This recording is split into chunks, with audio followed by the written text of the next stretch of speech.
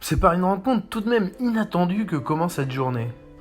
Entre la beauté du lieu, le défi de cette randonnée vers le Mont Sénino et le moteur hors bord, rapport aux événements douloureux de la veille, qui a démarré sans souci, j'ai le sourire. Oui, c'est bien le plus gros cairn du monde. C'est donc sur le sommet du fond à droite, culminant à 618 mètres, qu'est l'apogée de cette randonnée. Le fort de Girolata, au pied duquel nous avons pris un coffre, a vu sa première pierre posée vers 1550. L'architecte est le même qui travaillait sur la citadelle de Calvi, Geronimo dalla Vande. Ce fortin, éloigné des villages, servait à contrôler la Petite Anse, alors repère des corsaires.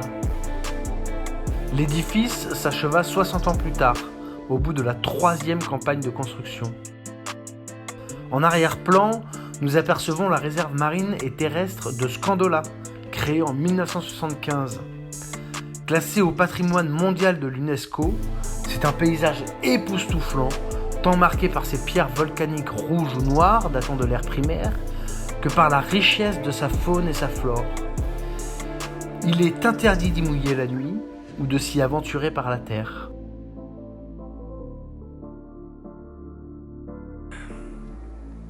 Allez, encore un petit effort, on va juste ici, on est presque arrivé.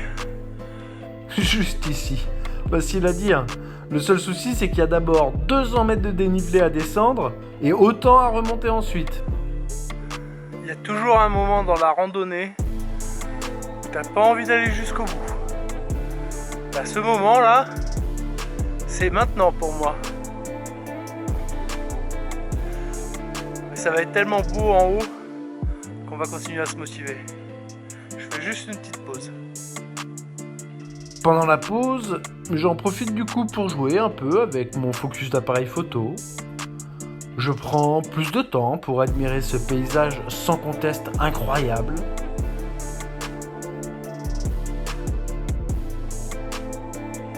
Les pentes sont vraiment abruptes, le terrain est vraiment glissant avec tous les petits cailloux dessus là.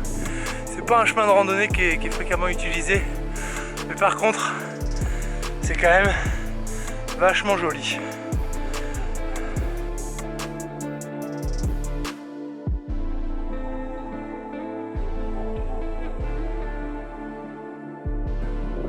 Dernière ligne droite, le sommet est juste là-haut. Pas facile.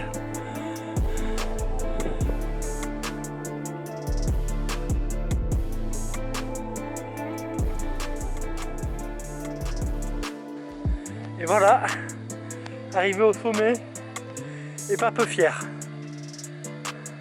L'objectif est atteint, mais la moitié du parcours est fait. Il faut maintenant faire demi-tour et c'est par le chemin côtier que je retournerai à Girolata.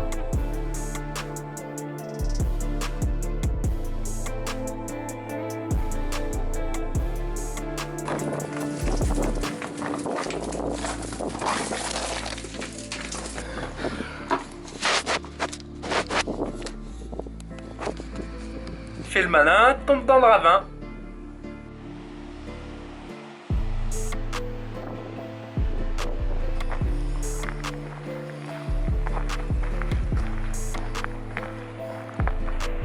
De retour à la maison après 6h12 de rando, 1674 mètres de dénivelé positif et 1672 mètres de dénivelé négatif. Une bonne journée, les jambes bien fatiguées, on va aller se reposer tranquillement. Après 2 jours passés à Girolata, il est temps de partir. On va aller juste de l'autre côté, à Porto. C'est pas très bien abrité, donc j'espère que ce sera confortable pour la nuit. En tout cas, Girolata, c'était vraiment magnifique. La rando hier, c'était incroyable. Demain, c'est une autre randonnée qui nous attend. Je me rappelle plus très bien, dans les 20 km, 1200 mètres de dénivelé positif. J'espère que ça va être magnifique et qu'on aura réussi à bien se reposer pendant la nuit.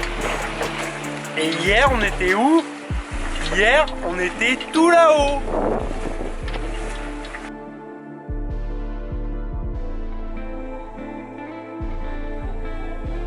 serait bien évidemment resté plus longtemps dans le golfe de Girolata, mais il y a tant d'autres choses à voir. Et ce fort sur ce rocher en fait partie. Et il y a tant d'autres choses à découvrir, comme les calanques de Piana qu'on aperçoit au loin. Je ne connaissais même pas encore l'existence de ces grottes marines spectaculaires. Mais cela ne tardera pas. En attendant, le soleil se couche. Il est temps d'aller dormir. Une autre randonnée avec une ambiance complètement différente nous attend demain.